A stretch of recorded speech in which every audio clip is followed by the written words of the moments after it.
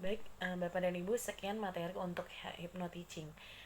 Kita lanjutkan untuk materi NLP for teaching. Nah, pada dasarnya kita harus mengetahui terlebih dahulu critical area dari eh, para peserta didik kita ya atau mahasiswa kita, sehingga kita bisa mengoptimalisasi proses pembelajaran dengan baik. Nah, effective building report ya dalam pembelajaran. Nah, salah satu di antaranya proses pembelajaran tidak mungkin berhasil secara sederhana karena ada keberhasilan dari satu proses pembelajaran itu dipengaruhi oleh dua aspek. Yang pertama adalah aspek eksternal pembelajar, yang kedua adalah aspek internal.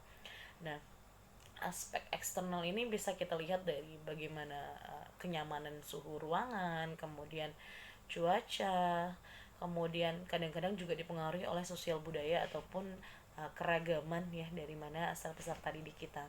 Kemudian sedangkan aspek internal dari pembelajar itu sendiri adalah semangat dari para peserta didik kita, kemudian faktor kesehatannya terutama baik itu lahir maupun batin, kemudian kesadarannya ya dalam mengalami sesuatu atau kondisi.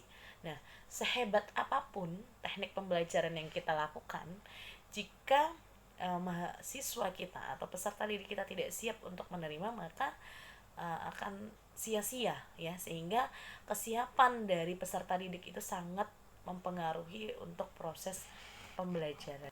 Pertama kita akan membahas critical area ya.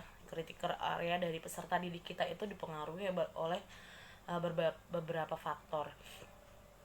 Yang pertama adalah value atau keyakinan dari peserta didik kita, bagaimana etikanya, kemudian belief systemnya, kemudian juga dipengaruhi oleh fokus dan minat. Kemudian satu hal yang juga tidak kalah penting adalah situasi dan kondisi saat proses pembelajaran itu sendiri. Nah, bagaimana kita menembus critical area dari siswa atau peserta didik kita adalah salah satunya adalah dengan melakukan relaksasi.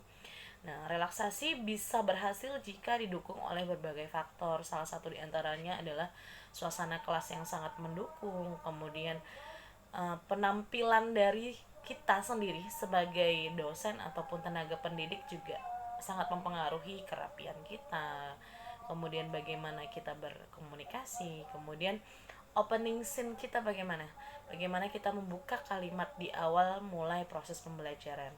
Kemudian hal yang kedua adalah mind focus, kemudian alpha state, jadi bagaimana proses gelombang otak siswa kita itu mulai dari gamma, beta, alpha, theta, dan delta. Kemudian bagaimana kita mampu berkomunikasi melalui alam bawah sadar ataupun melalui sugesti, sehingga bisa mentransfer knowledge ya, mentransfer ilmu yang akan kita berikan kepada mahasiswa kita.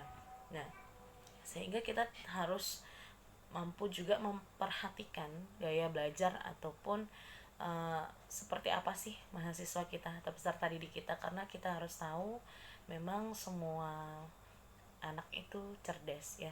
Ada anak dengan tipikal visual, ada anak dengan tipikal auditory, kemudian ada anak dengan kinestetik ya, karena semua jenis tadi akan berbeda perlakuan yang bisa kita berikan kepada mahasiswa kita tersebut, sehingga proses relaksasi dari critical area ini sangat penting. Bagaimana kita bisa mentransfer ilmu itu sehingga mahasiswa juga uh, mampu menerimanya menjadi lebih nyaman.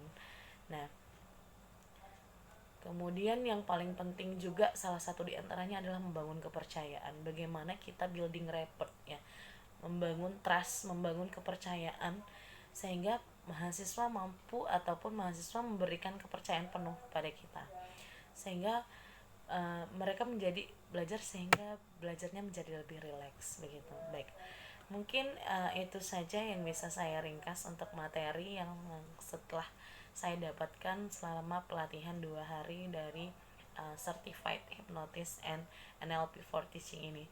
Terima kasih kepada coach dan tim yang sudah memberikan fasilitasi kepada kami untuk pelatihan, walaupun itu hanya secara online. Saya akhiri, assalamualaikum warahmatullahi wabarakatuh.